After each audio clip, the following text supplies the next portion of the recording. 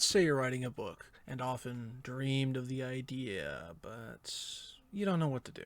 Maybe you want to write about your own life, put something together for the kids or grandkids. Maybe you experienced hardship in your life and you heard writing can be a therapeutic outlet to help you process trauma. In any of these cases, a writing group might be right for you. After all, if you can find a good one, you can find such benefits as a supporting community, published authors, constructive critiques, networking opportunities, and exposure to different ideas. I've been a member of a local writing community for just over 2 years, and over that time I've picked up a few things, and I want to share that here, what I've learned, as well as to give a reasonable, if subjective, expectation of what a prospective writer might find if they seek out a writing group.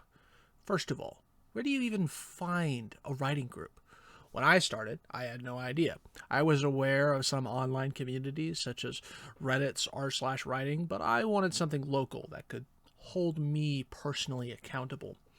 If you're not sure, I suggest checking with your local library, which mine pointed me to a couple of different directions.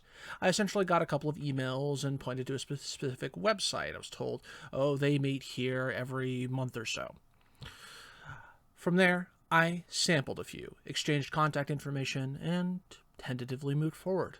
Pleasantries were exchanged, and some of these groups even wanted my money. A yearly donation, less than $100. But I could go to a couple of meetings to sample the wares, so to speak. Over time, I determined that these groups had something I could learn and advance my own interests simultaneously. Some of these same people I met those days have become dear friends and mentors, opening doors that I didn't know existed in the first place. Now, let's say you actually made it into a writing group. How did the actual writing get critiqued? One group that I sampled would just read the text, and then the other members would say simple pleasantries about what they heard. Oh, that's a really nice piece. I really like this description of the house you did here.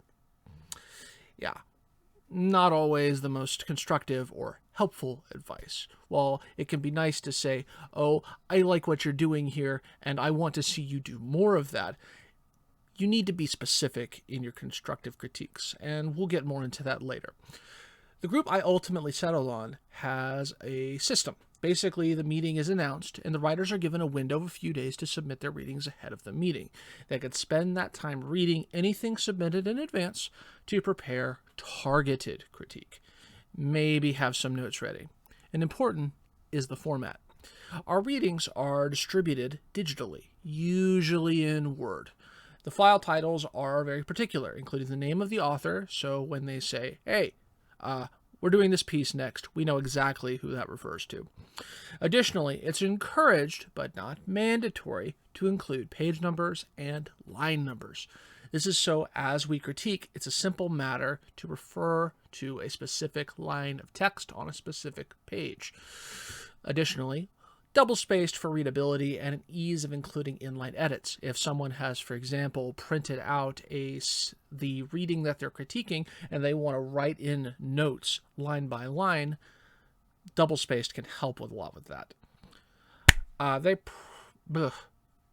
For anyone looking to publish their book, formatting is doubly important as editors will often have very particular formatting conventions. And if you don't meet those conditions, guess what? They probably won't read past that first page. Utilizing proper formatting makes you far more likely to be assessed in a positive light, and in the context of a writing group, it eases the critique process. Now, for the actual process. In our group, we physically read our pieces. Then the floor is open for commentary from listeners, where the writer can respond to questions or take notes on areas they do well at or can improve upon. I'll note within my group specifically, we get a lot of retirees and folks in their later years. Sometimes they're hard of hearing or have speech impediments that makes their reading process somewhat more difficult. But it is still helpful for them, even if they can't necessarily pick up on what they're listening to, or it can frustrate the process of reading the document. In those cases, make sure that you speak clearly and that you communicate with them, and that if there are any issues with communication, maybe put it out in writing and help them understand it, bridge that gap in communication. But I realized this process of reading your piece aloud and sharing it with other people and opening it up for critiques can be anxiety-inducing. I had a lot of difficulty sharing some of my first pieces with my writing group. I had to ask myself, what if they don't like it? Well, in my group, they understand the necessity of patience with new writers and to be encouraging but constructive. They don't say things like, "This piece is horrible and you should give up on writing." Instead, they typically begin with something along the lines of identifying the writer's target audience and making gentle suggestions of gearing their prose in a direction that is more accessible to that audience. If you're writing, for example, YA-focused genre fiction, perhaps an erudite exploration of your magnificent well of verbosity that requires the aid of a dictionary isn't necessarily the best way to handle it. Similarly, understanding such mechanisms of story as character, conflict, and plot is kind of necessary, and some writers don't necessarily know this stuff. Perhaps you don't know this stuff, or perhaps you're writing creative nonfiction, but don't know how to say, write a memoir that's going to be interesting. A good writing group with a variety of genres represented can help with that. Now you might be thinking, Eric, hold on. You're saying your group has multiple genres? Oh, yeah.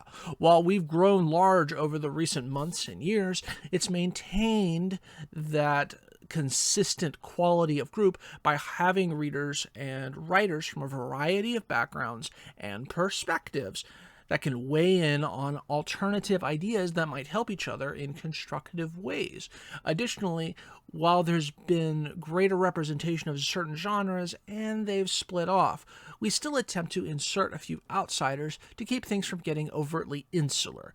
We can't have a group that kind of gets it in their head that this is the best way to write and this is the only way to write. Instead, by having, say, a fantasy writer come in and commentate on a memoir group, they might be able to open up that group to new ideas that could help them in their own writing. So, you found a writing group. You adapted your piece to whatever formatting standards they have, and you've mentally prepared yourself for their scathing critiques. Now what? Keep writing. You've got this. Anyway, this is writer Eric S. signing out. If you like what you saw here, maybe do that YouTube stuff. Click the buttons. Have a good day.